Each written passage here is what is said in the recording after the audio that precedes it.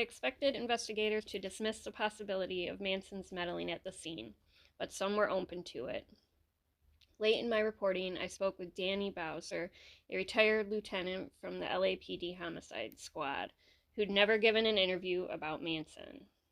In 1965, Bowser had been appointed the first commander of the LAPD's new Special Investigations Section, SIS, an elite high-tech unit that served as professional witnesses by running covert surveillance on known criminals. Its goal was to gather such a preponderance of evidence that convictions were all but guaranteed and plea bargains all but impossible. And the SIS was a furtive bunch. For a decade, the LAPD never even publicly acknowledged its existence. We weren't even connected to a division, Bowser told the Los Angeles Times in 1988. They carried us on the roster at different places, different times. That was the only time Bowser ever commented about the SIS. A second piece reported that SIS was called the Death Squad within the LAPD because its members had killed 34 suspects since 1965. The secretive 20-man unit had a controversial policy. It refused to intervene to stop crimes, even those in which people's lives were at stake. The Times investigation documented numerous instances in which well-armed teams of SIS detectives stood by watching as victims were threatened with death and sometimes physically harmed by criminals who could have been arrested beforehand. The later piece in the Times reported that even within the LAPD, SIS officers are known as a fearsome and mysterious bunch. Some of their colleagues repeat unsubstantiated and vigorously denied rumors of SIS officers conspiring to shoot suspects and celebrating gunfights with kill parties. I had heard from other detectives that after Sharon Tate's murder, the LAPD assigned Bowser to serve as Roman Polanski's bodyguard. Flag, red flag. That's my comment. Which I'll do in between here, guys. Like, if you hear me, like, hopefully you can tell, like, when I make a little tiny comment when I go back. I'll try to, like, lower and then, like, raise my voice a little bit when I go back to where I'm reading. Or something like that. So anyway, try to get... Bowser to serve as Roman Polanski's bodyguard. Why would such an elite officer get such a low-level task? Polanski confirmed the assignment in his 1984 autobiography, Roman by Polanski. What a weird dude. He's such a creepy guy. There's so much about him you can find. Writing that Bowser had been the first detective to interview him and had shadowed his every move. He added somewhat cryptically that Bowser wasn't strictly speaking on the investigative side of the case. One of his responsibilities was to keep in touch with me. Questionable. Very. Why then was his name never mentioned in Helter Skelter or at the trial? Great question. I had trouble finding a way to talk to Bowser. Finally, in 2008, I settled on a time-honored reportorial tactic. I showed up at his doorstep unannounced. He lived way out in Inyo County, 5 hours from LA, at the end of a quiet suburban street. Bowser refused to let me in, saying he wouldn't talk to me. Despite his advanced age, he cut... Hey, you're fine. Quit whining.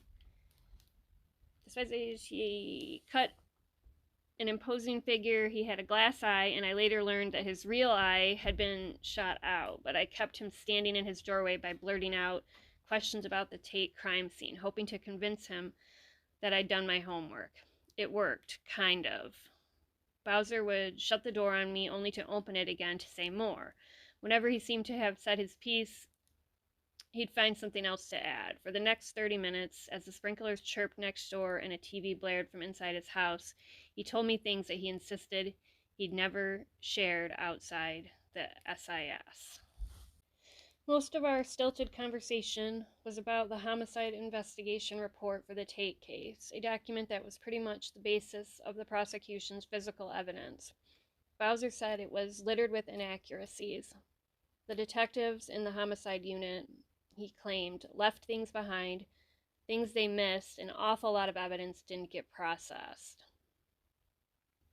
At least 2 key pieces of physical evidence weren't, in fact, discovered at the crime scene the morning of the murders, although more than a dozen police officers and forensic investigators had testified that they had been. One was that mysterious pair of eyeglasses. Bowser told me he'd found those himself 5 entire days after the murders.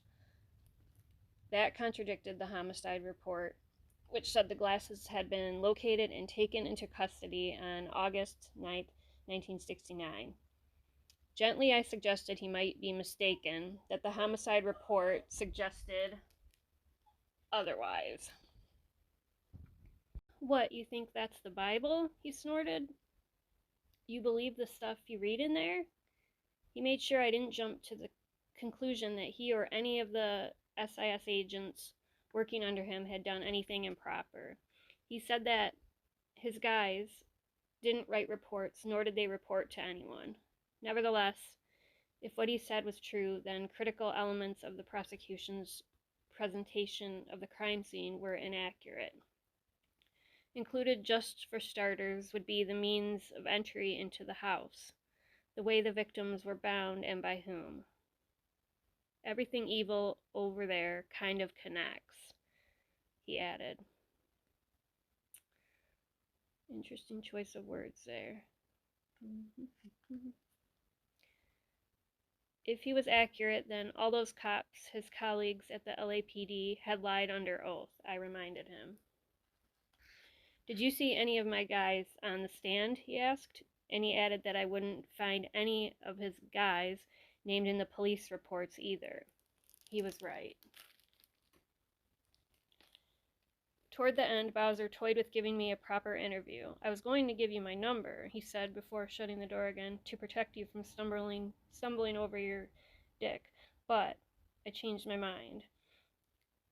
I waited a good 10 minutes, but the door remained closed this time, and I finally left. 2 years later, in 2010, he died.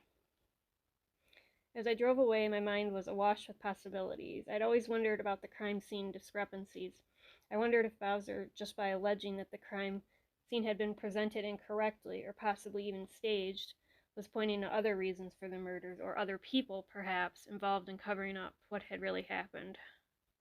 I had to think of Reeve Whitson and his claim of having gone to the crime scene after the murders, but before the police had arrived. All of this is compelling evidence of a different scenario for the crimes, but I'll be the first to admit that it proves nothing for certain. I do believe it's possible that there was another reason for the Tate LaBianca murders, and I do believe the crime scene suggests that the sequence of events as we know it is wrong. But our best chance to learn the truth vanished in November 1969 when the DA's office put Susan Atkins' testimony on lockdown. The question remaining was why?